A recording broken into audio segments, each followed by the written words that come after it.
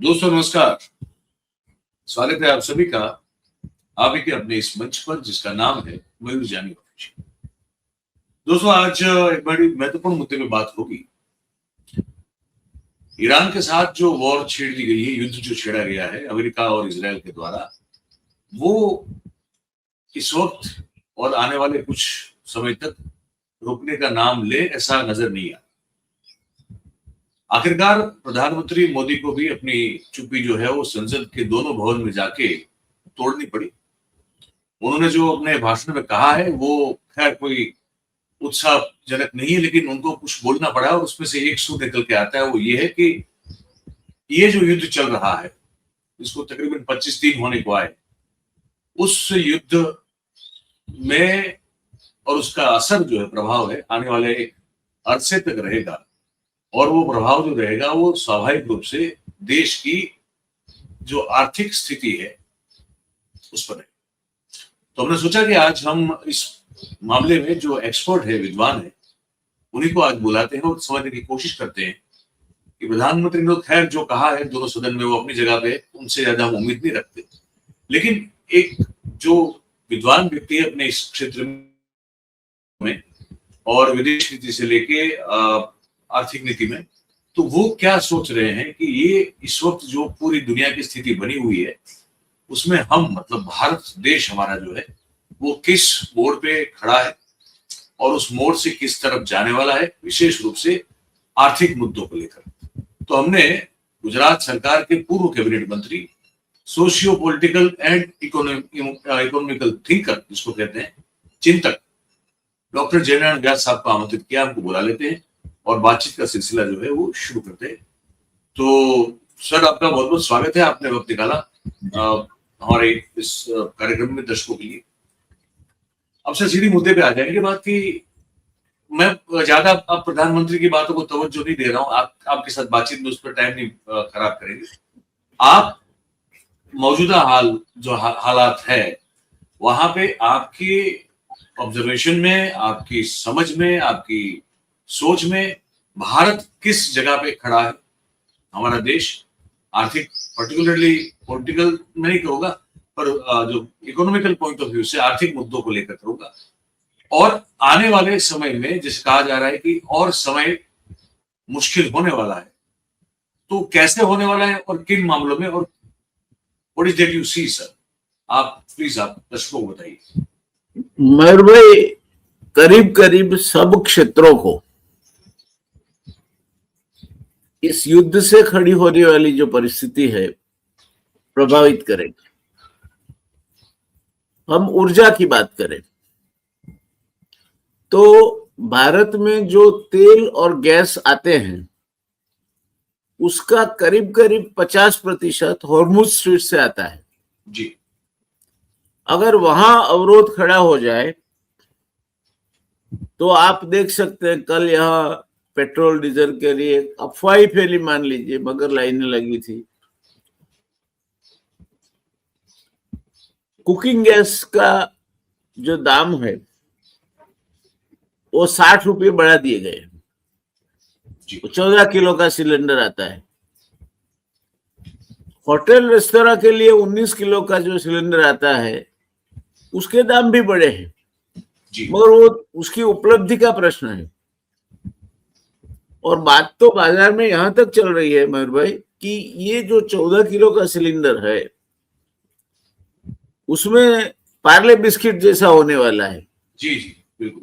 पार्ले का बिस्किट जो है वो 5 रुपये वाला, वो 5 रुपया ही रहता है। पहले उसमें 15 बिस्किट आते थे और इतने थिक आते थे 5 रुपये में। आज पेपर थिक आते हैं और 5 रुपया ही भाव है। तो पार्ले भाव नहीं बढ़ाता, क्वांटिटी में कमी करता है। तो एक बाजार में बात ये आई है कि ये जो कुकिंग गैस का सिलेंडर है 14 किलो का, वो अब 10 किलो का हो जाएगा, भाव वो ही रहेगा। अच्छा, पेट्रोल डीजल में प्रीमियम जो पेट्रोल डीजल है 2.5 रुपया प्रति लीटर बढ़ गया है। इंडस्ट्रियल यूज के लिए डीजल जो इस्तेमाल होता है उसमें 20 रुपया जी का इजाफा हुआ है। और ऊर्जा एक ऐसा क्षेत्र है मयूर भाई जिसको आप टच करो तो सभी क्षेत्रों में महंगाई बढ़ जाती है। आप किसान गेहूं पकाता है, आप बोलोगे गेहूं में कहाँ ऊर्जा आई, मगर वो ट्रक ट्रांसपोर्ट करता है, ट्रांसपोर्ट कॉस्ट बढ़ जाएगी, सब्जियों की ट्रांसपोर्ट कॉस्ट बढ़ जाएगी। तो एक क्षेत्र भी ऐसा नहीं है जो ऊर्जा से प्रभावित ना हो। तो कुल मिला के आने वाले समय में दाम बढ़ेंगे, महंगाई बढ़ेगी। एक पहला बिल्कुल रिटर्न ऑन द वॉल जी आप समझ लीजिए। अब आए हम विदेशी मुद्रा की बात करें। हमारे यहाँ कई लोग ऐसे हैं कि इनको कुछ समझ ही नहीं है। ये नहीं समझते हैं कि गल्फ के जो देश हैं, खाड़ी के देश हैं, उसमें हमारे करीब करीब 1 करोड़ यानी इजराइल की कुल पॉपुलेशन से ज्यादा लोग काम करते हैं जी और करीब 7 लाख करोड़ प्रति वर्ष फॉरेन एक्सचेंज में भेजते हैं। जो हमारी मुख्य जो आयात है जी तेल है, करीब 80% हमारी जरूरियात इंपोर्ट से होती है। मगर ये अकेला तेल है ऐसा मत समझना। 1,25,000 करोड़ रुपए का तेल खाने का हम इंपोर्ट करते हैं, जी खाद्य तेल। जी सर करीब करीब $1.5 billion pharmaceutical ingredients, active pharmaceutical ingredients हम चाइना से इंपोर्ट करते हैं। अगर वो नहीं मिले तो 6 महीने में आपके बाजार में भाव बढ़ने पर भी शॉर्टेजेस हो जाएगी। किसकी? एंटीबायोटिक्स की और विटामिन की। अच्छा तो ये बात है। अच्छा, हमारा व्यापार जो है निर्यात व्यापार, उस पर असर पड़ेगा ऑब्वियसली, क्योंकि नूर बढ़ रहे हैं, इंश्योरेंस कॉस्ट बढ़ रही है। मैं एक प्रोग्राम देख रहा था मयूर जी, जी तो हॉर्मुज स्ट्रीट खाली कोई ईरान ने नहीं करवाया है। हॉर्मुज स्ट्रीट में जाने के लिए जहाज नहीं तैयार है क्योंकि इंश्योरेंस प्रीमियम 1000% बढ़ गया है। 1000%। ये बात तो बिल्कुल, ये महत्वपूर्ण बात है बिल्कुल। और फ्रेट भी बढ़ गया है। तो ये बात हुई। अच्छा, हम कृषि क्षेत्र पे आए। हम यूरिया करीब 8 से 10 लाख टन इंपोर्ट करते हैं। हमारे यहां करीब 30 लाख टन का प्रोडक्शन होता है जी। अब ये यूरिया हम गल्फ के देशों से अक्सर ज्यादातर इंपोर्ट करते हैं। रशिया से भी करते हैं, यूक्रेन से भी करते थे, मगर गल्फ कंट्री से ज्यादा इंपोर्ट करते हैं। अब ये यूरिया महंगा हो जाएगा क्योंकि आपका एक्सचेंज रेट जो है वो रुपी गिर रहा है। आज 94 रुपीज प्लस है $1 के सामने। 15 दिन पहले 90 रुपये 91 रुपये था। और अगर वो 100 रुपया क्रॉस कर गया तो क्या हाल होगा आप समझ सकते हैं। तो ये आपकी अर्थव्यवस्था में ये एक घाटा पड़ेगा। सर, प्रति बैरल खनिज तेल के भाव बढ़ रहे हैं। जो एवरेज हम $60 प्रति बैरल से लाते थे, वो आज 110 प्रति बैरल, 120 भी हो सकता है, और उससे ज्यादा ये थोड़ा अगर ये ज्यादा चला तो $200 प्रति बैरल तक जाने की संभावनाएं, आशंकाएं लोग व्यक्त करते हैं। मगर $10 प्रति बैरल बढ़े मयूर जी ऑयल की जो कीमत, तो 0.5% आपका जीडीपी के बराबर फिस्कल डेफिसिट बढ़ जाएगी। यानी अब $40 बढ़ा तो 2% फिस्कल डेफिसिट आपकी बढ़ जाएगी। निर्मला जी ने 53,000 रुपये मांगे हैं, उससे कुछ होने वाला नहीं है। तो ये बढ़ेगी तो क्या होगा,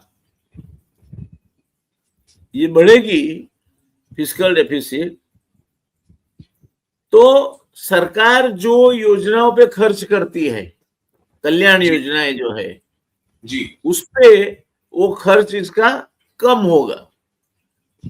कम होगा तो क्या होगा, तो बाजार में सर्कुलेशन में उतना पैसा कम जाएगा। कम जाएगा तो क्या होगा, तो सरकार को जो टैक्स की आमदनी होनी है वो कम होगी। तो ये सरकार की जो आय है, एक और महंगा petrol, all imports will be costlier क्योंकि रुपये गिर रहा है। आपकी फिस्कल डेफिसिट बढ़ जाएगी क्योंकि प्रति बैरल तेल के दाम बढ़ रहे हैं। आपको शॉर्टेजेस आपको हैरान करेगी क्योंकि हॉर्मुज स्ट्रीट से अभी तो नॉर्मल नहीं हुआ यातायात। 2 शिप आ गए, यानी ये मत मान लो आपकी सब नॉर्मल हो गए, तो वहां भी तकलीफ है।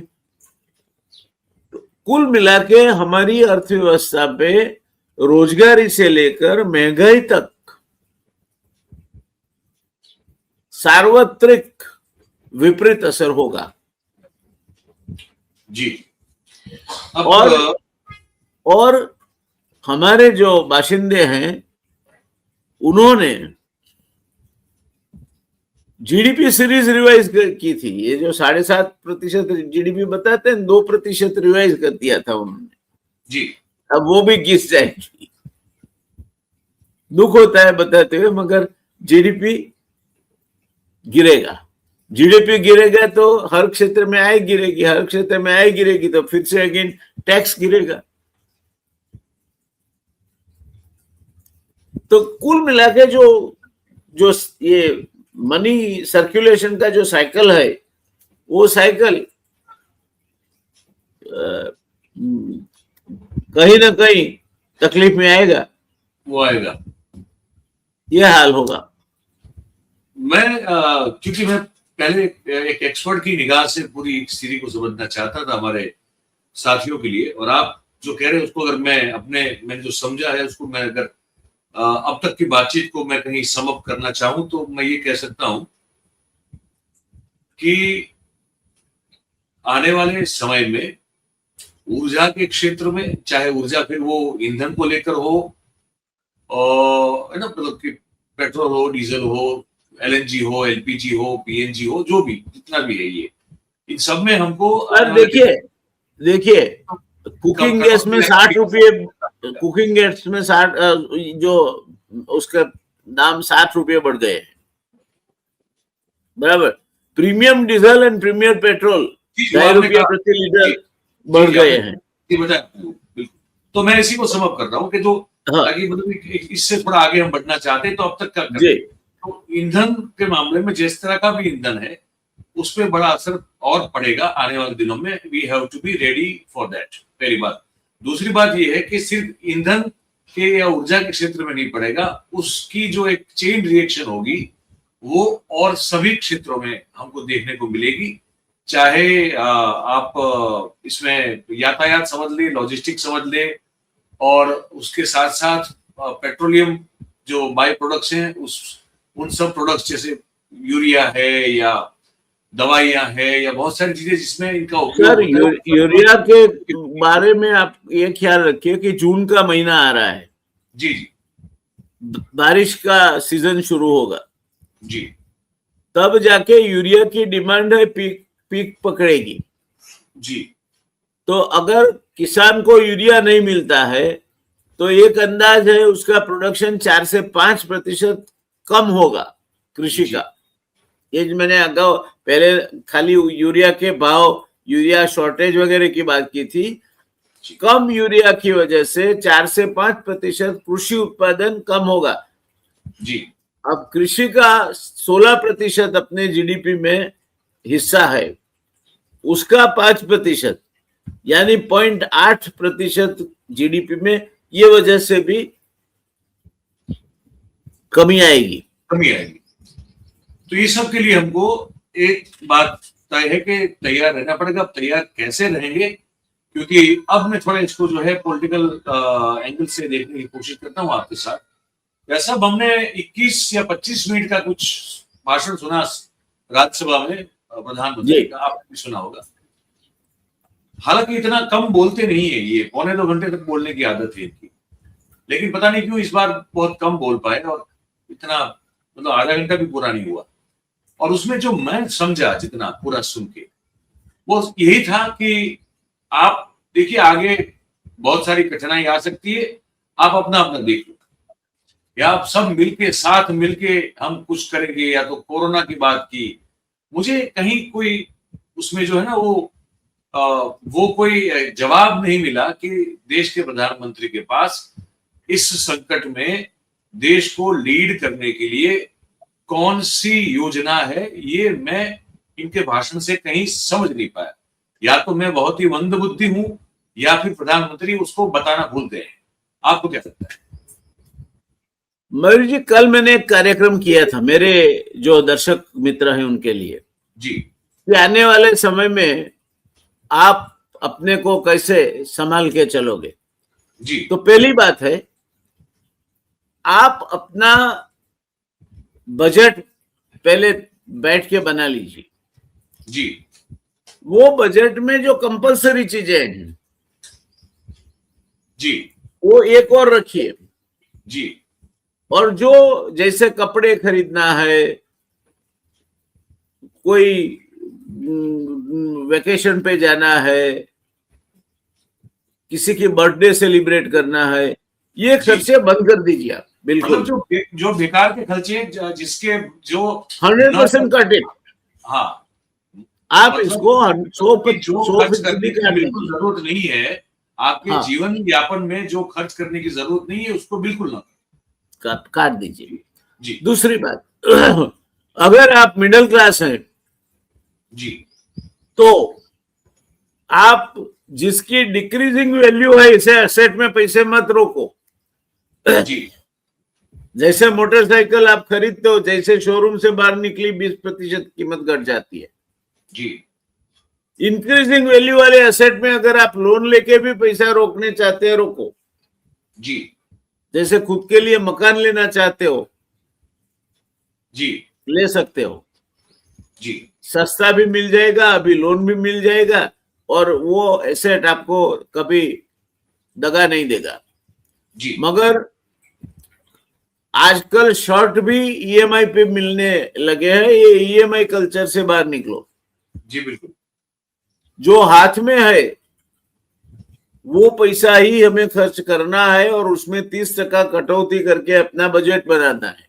जी तो हरी सब्जी पूरी महीने अगर आप नहीं खा सकते तो महीने में ऑल्टरनेट डे हरी सब्जी खाओ, ऑल्टरनेट डे ये तुअर या ग्राम कठोल खाओ, जी पल्सेस और ये सब चीजें जी पल्सेस वगैरह, दालें खाइए। हाँ।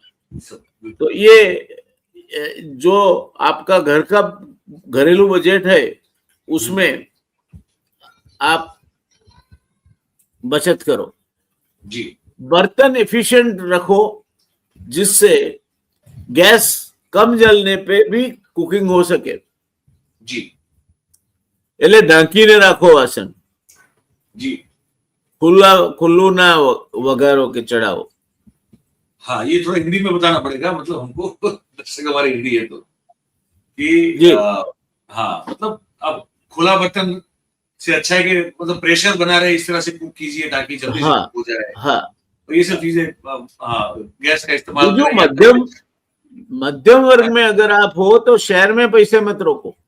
जी अभी भूल जाओ, जितने शहर में है उसको रहने दो, वहां ही रहने दो। पैनिक बाई सेलिंग करके बेचने का भी कोई मतलब नहीं है, घाटा करोगे। जी जी उसका समय आएगा।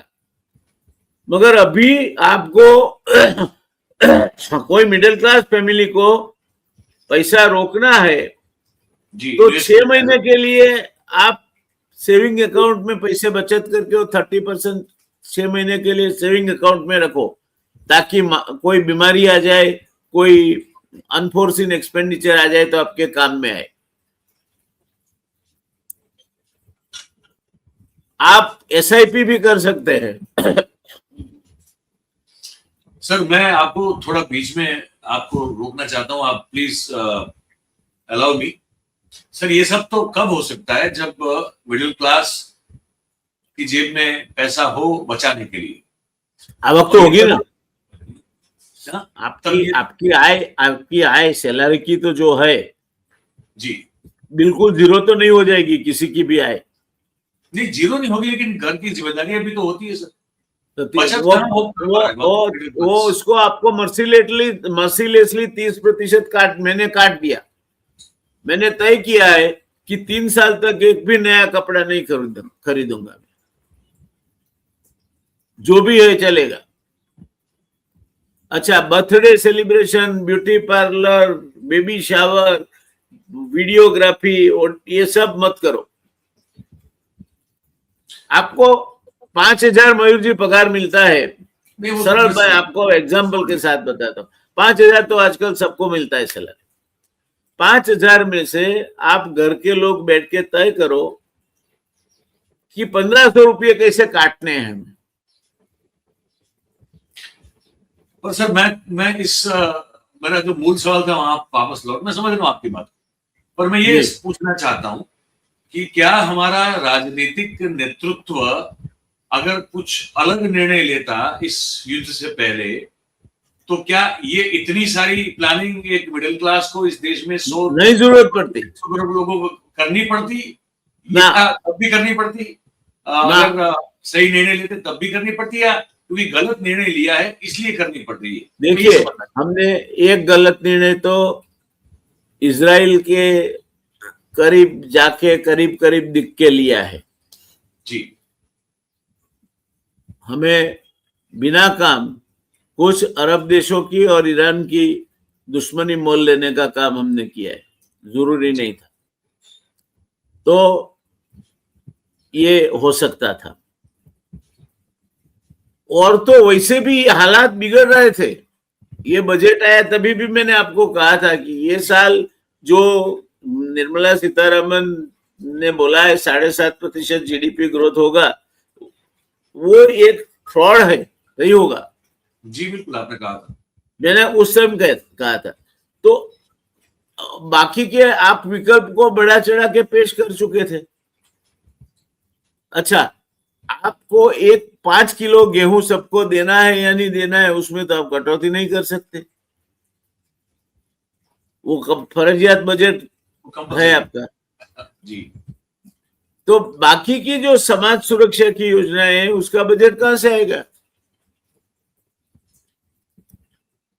और अभी एक सर्वे निकला है मयूर जी कि सब सरकार की सब स्कीमें आप एक कर लो, फिर भी मध्यम वर्ग का औसत आय वाला इंसान जब बीमार होता है, चाहे सिविल हॉस्पिटल में भर्ती हो जाए, तो भी 40% खर्चा जेब से करता है। करना पड़ता है। जी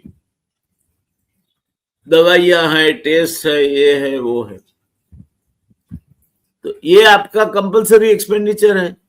जी तो आप अगर नेक्स्ट 6 मंथ ये बचा के रखो, आप एक बार जो भूल जाओ उसको, सेविंग अकाउंट में रखो। शेयर को भूल जाओ, सोना चांदी खरीदने की तो बात ही पैदा नहीं होती।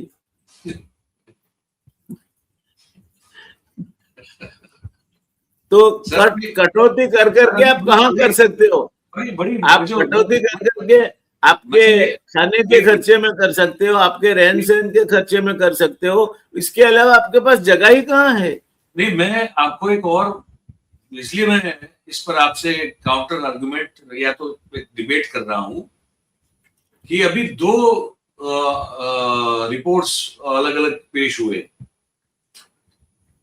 पहला ये कहता है कि जो पर्सनल लोन का जो सेगमेंट है उसमें लेने में, मतलब पर्सनल लोन लेने में जो कि हेवी इंटरेस्ट के साथ मिलती है, वो क्योंकि हाँ उसमें जो ब्याज है वो ज्यादा रहता है, 31% का इजाफा हुआ, पहली बात।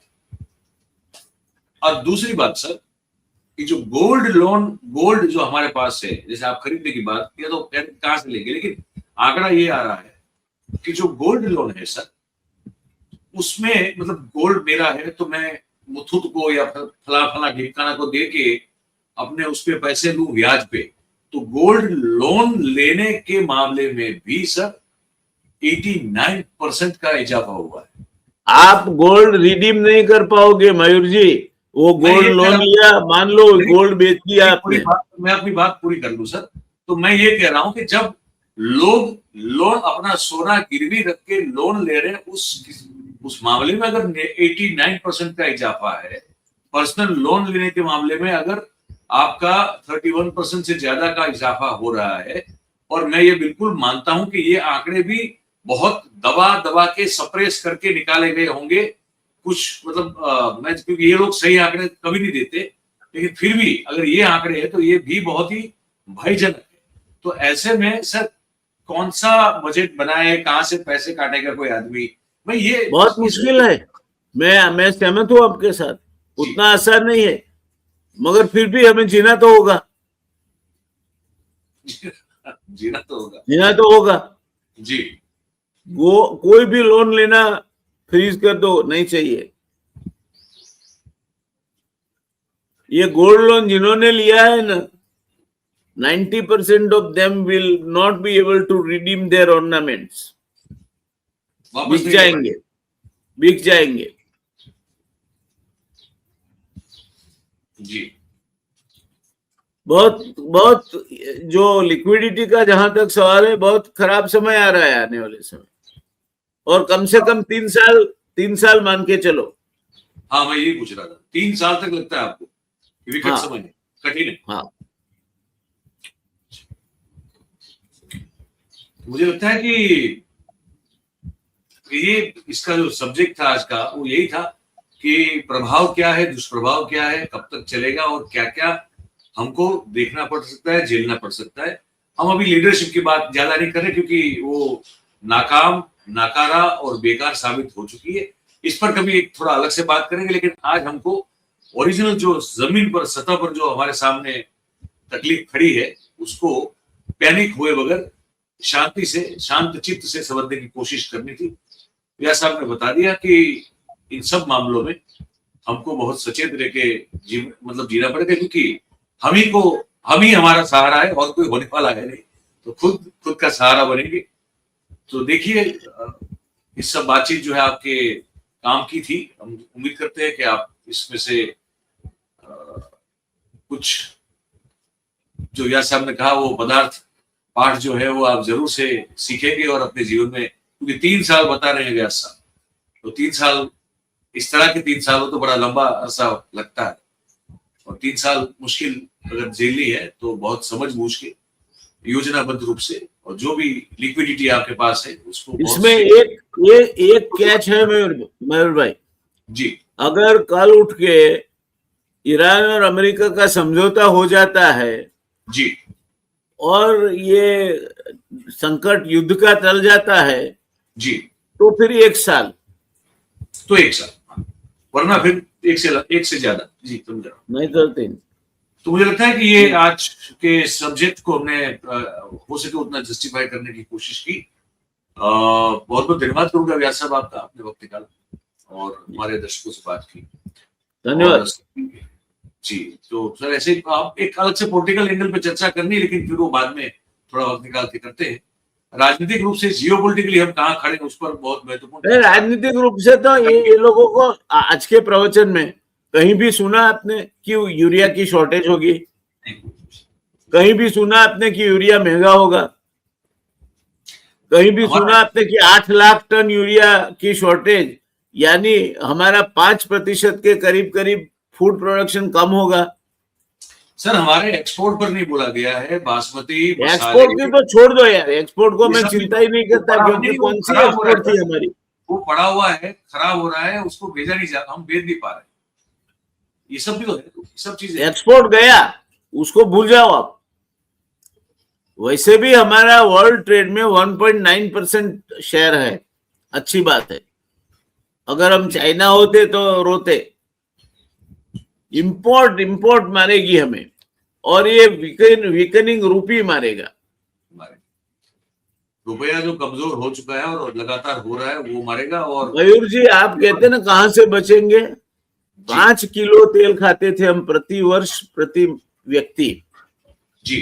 आज 21 किलो तेल खाते हैं प्रति वर्ष प्रति व्यक्ति।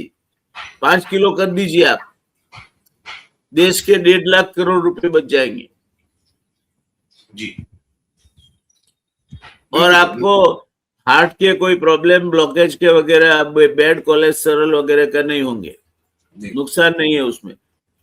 इतना तेल खाने की कोई जरूरत नहीं है।